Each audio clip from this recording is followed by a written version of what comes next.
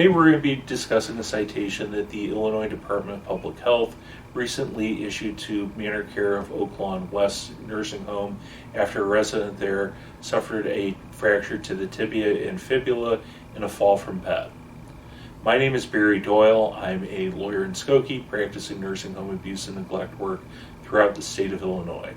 I'm also the author of Built to Fail, a free report available for download from my website, which spells out how the nursing home business model inevitably produces unnecessary injuries and deaths for nursing home residents.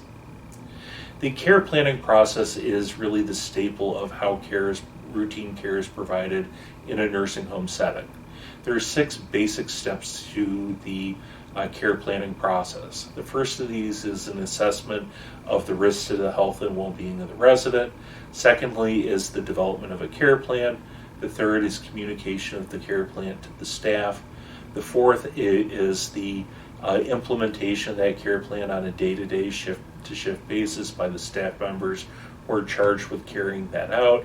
And the fifth and sixth step involve the evaluation and revision of the care plan. If the care plan proves to be inadequate in practice or the care needs of the residents change, the care plan needs to be revised and changed to actually fit the care needs of the residents. Most often where we see the care planning process break down is that there are either poor assessments, the care plan isn't communicated to the staff doesn't carry it out, or the care needs of the residents change over time and the care plan isn't revised to reflect that. In this particular case, we actually have a care plan that's inadequate. And that's because the care plan that was developed simply didn't meet the care needs of this particular resident.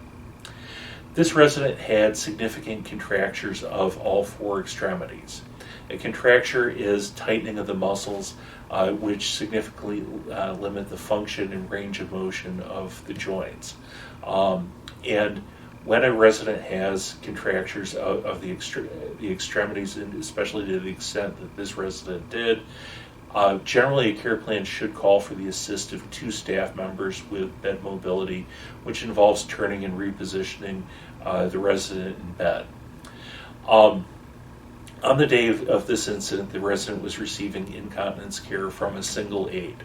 The care plan that was in place at that point actually did call for the assist of 1 with bed mobility, but this care plan was inadequate in light of the extent of the contractures that this resident had and the limited function she had of all 4 extremities.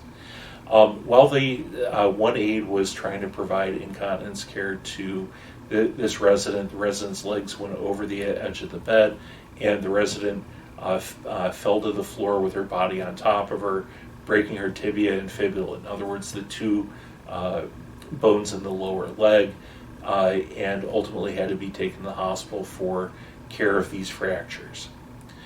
Had a proper care plan been put into place, there would have been 2 staff members assigned to this resident.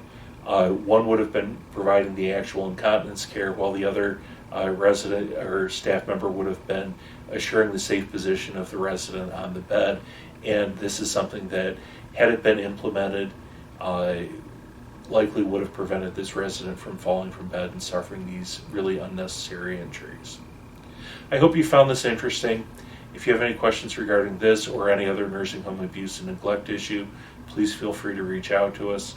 Our number is 312-263-1080, or we can be reached on the internet at www.accidentlawillinois.com. Thanks for watching.